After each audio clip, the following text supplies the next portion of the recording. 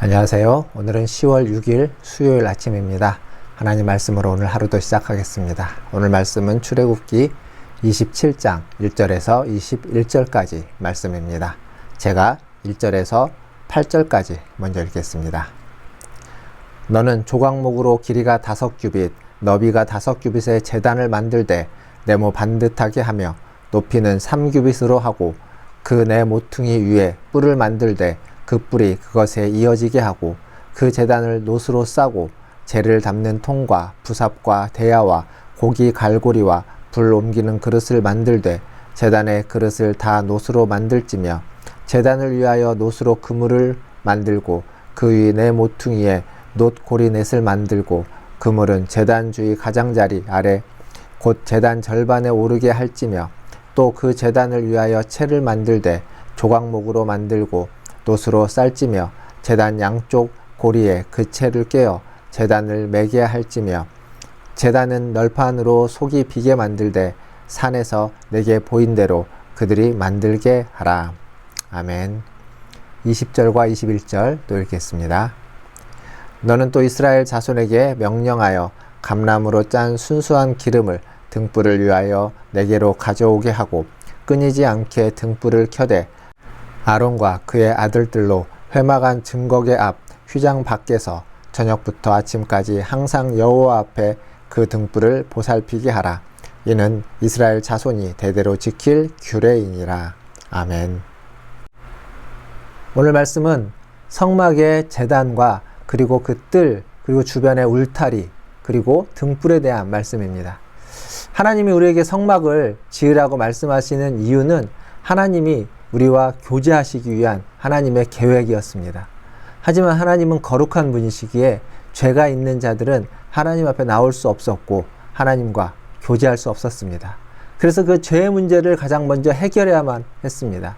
그것을 위해서 죄의 문제를 해결하기 위해서 성막 앞에 그 뜰에 만들어 놓은 것이 바로 제단입니다. 1절에서 8절까지는 바로 그 제단을 어떻게 만들 것인지에 대해서 구체적으로 설명해 주고 있습니다. 결국 이 제단은 죄인들을 사랑하시는 하나님의 사랑의 표현이자 또 죄인들과 교제하고자 하는 하나님의 열망, 하나님의 의지의 표현이다 라고 이야기할 수 있습니다. 그러한 하나님의 사랑과 하나님의 의지가 최종적으로 표현되어진 곳이 바로 십자가입니다. 그리스도가 달리신 십자가, 그것이 하나님의 사랑과 하나님의 의지가 표현된 곳이겠죠. 결국 하나님의 사랑이 죄를 이겼고 하나님의 의지가 그 죄인들을 다시 불러서 하나님과 친밀한 교제를 맺도록 하였다는 사실입니다. 이렇게 하나님의 사랑과 의지로 다시 관계를 맺어진 우리와 하나님과의 관계는 그 어느 것으로도 끊을 수 없다라고 성경은 이야기해주고 있습니다.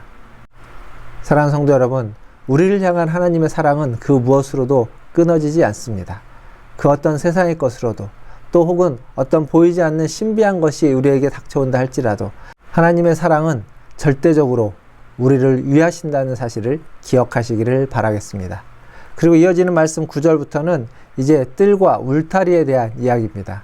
즉 울타리를 통해서 성막은 세상과 구별되어 있습니다.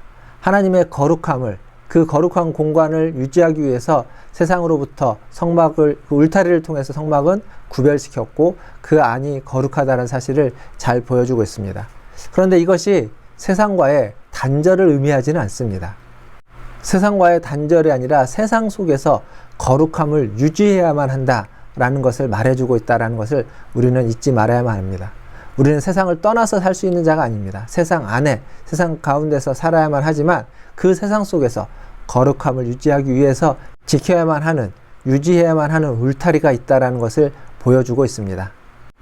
우리의 신앙과 교회는 세상을 배척하는 것이 아니라 세상 속에서 무너져 있는 거룩함과 무너져 있는 하나님의 영광을 드러내야만 하는 것입니다. 그래서 우리는 세상 속에서 하나님의 사람으로, 하나님의 이름으로 살아가고 그걸 통해서 사람들이 하나님의 영광을 보고 하나님의 거룩함을 볼 수 있는 그러한 삶을 살아야만 할 것입니다. 사랑하는 성도 여러분, 지금 하나님의 거룩함을 드러내는 삶을 살고 계십니까? 하나님의 영광을 드러내는 삶을 살고 계십니까? 여러분의 착한 행실을 통해서 하나님의 영광이 드러나시기를 주님의 이름으로 축원드립니다. 그리고 이어지는 20절과 21절은 등불에 대한 이야기입니다. 이 등불은 성소 안에서 24시간 한밤중에도 성소를 밝게 비추어야만 했습니다. 그것을 의미하는 것은 하나님은 졸지도 주무시지도 않고 우리를 돌보시고 보호하신다라는 것을 보여주고 있습니다. 모두가 잠든 밤에도 하나님은 깨어서 하나님의 백성을 돌보고 계십니다. 우리가 살다 보면 어두운 밤과 같은 깜깜한 암흑과 같은 그러한 시간이 우리에게 닥쳐올 수도 있습니다. 그러나 그러할 때에도 하나님은 우리와 함께 하시면서 우리를 지켜주시고 우리를 보호하여 주시고 우리의 갈 길을 인도해 주실 줄 믿습니다. 우리의 눈이 감겨지고 우리의 눈이 어두워져서 하나님의 그 인도하심을, 하나님의 그 빛을 보지 못하는 그러한 어리석은 눈이 되지 않고 어리석은 마음이 되지 않도록 우리의 눈을 열고 마음을 열어서 하나님이 주시는 그 말씀을 통하여 그 빛을 보고 나아가시는 우리 모든 성도님들 다 되시기를 주님의 이름으로 축원드립니다. 기도하겠습니다.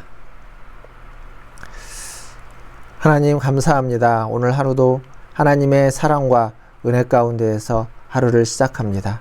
주님의 도우심이 우리에게 매일매일 필요하다고 우리는 고백할 수밖에 없습니다.